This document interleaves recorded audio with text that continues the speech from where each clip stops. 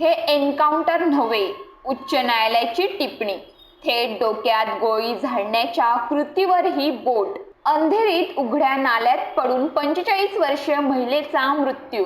तर पंतप्रधान मोदी आज पुणे दौऱ्यावर. शहरातील वाहतूक व्यवस्थेत बदल. ससूनमधील गोंधळानंतर राज्य सरकार सावध.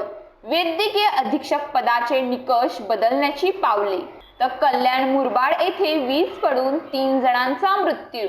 कोकणात माकडांचा उपद्रव वाढला. 35 लाख खर्च करून वन विभाग माकडे पकडण्याची मोहीम हाती घेणार.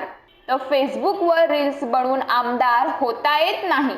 शेकापचे माजी आमदार सुभाष पाटील यांची टीका. सोलापूरमध्ये अल्पवयीन मुलीवर अत्याचार, आरोपीस 20 वर्षे सक्त मजुरी. वर्ध्यामध्ये नको ते धाडस जीवावर बेतलं. दुचाकीसह 2 तरुण गेले वाहून. तर पुण्यात पावसाचा कहर. आजचा दिवस अतिदक्षतेचा.